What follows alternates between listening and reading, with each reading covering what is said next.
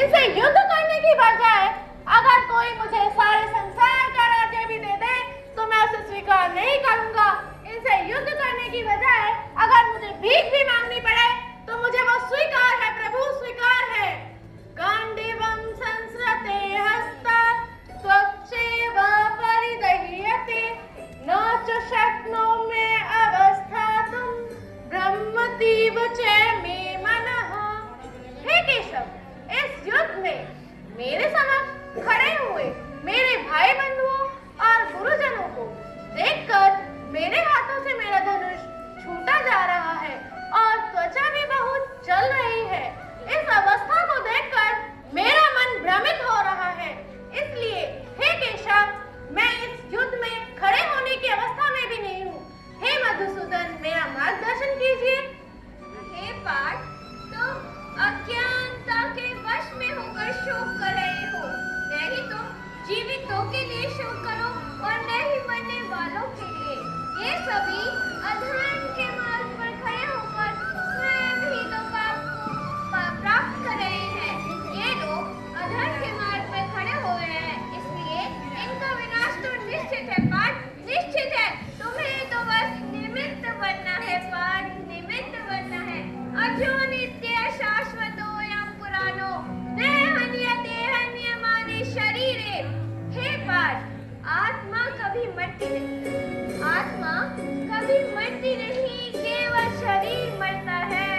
ऐसी अविनाशी अजर अमर आत्मा के लिए क्यों शोक करता है, क्यों शोक करता है? निमित्तानि च पश्यामि विपरीतानि केशवः न च श्रेयनुपश्यामि हत्वा स्वजनम् आहवे।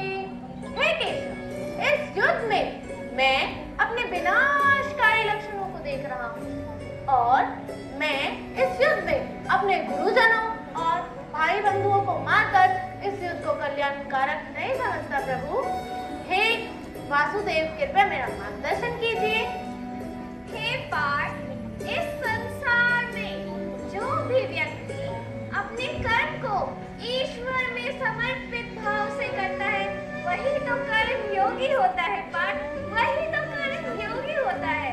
जो मनुष्य सफलता और असफलता को समान रूप से अपनाता है वही तो कर्म योगी होता है पार्थ। योगस्था कुरु कर्माणि संगम त्यक्त्वा धनंजय सिद्ध्य सिद्ध्योः समो भूत्वा समत्वं योग उच्यते। हे पार्थ, सुनो, जो भी मनुष्य अपने कर्म के फल की चिंता किए बिना अपने कर्म को ईश्वर में, परमात्मा में समर्पित होकर ही करता है वही तो कर्म योगी होता है। तेरा कर्म क्या है? तेरा कर्म अभी केवल इस धर्म युद्ध को लड़ना है पार्थ, इस धर्म युद्ध को लड़ना है। इसलिए अपने इस अधर्म के मन को त्याग कर खड़े हो जाओ पार्थ, खड़े हो जाओ। संन्यासः कर्मणां कृष्ण पुनर्योगं च संस्यसि यत् श्रेयेतयोरेकं तन्मे ब्रूहि सुनिश्चितम्।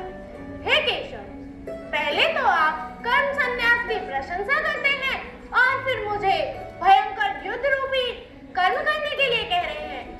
मेरी आपसे प्रार्थना है कि आप मुझे सुनिश्चित कर बताइए कि कर्म करना और कर्म न करना, इन दोनों में से मेरे लिए कौन सा मार्ग अधिक श्रेष्ठ है प्रभु?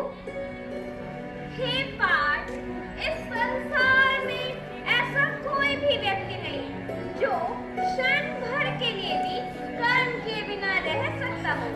मनुष्य इस प्रकृति के गुणों के द्वारा विवश होकर ही तो कर्म करता है पार्थ। तुम्हारा कर्म अभी इस धर्म युद्ध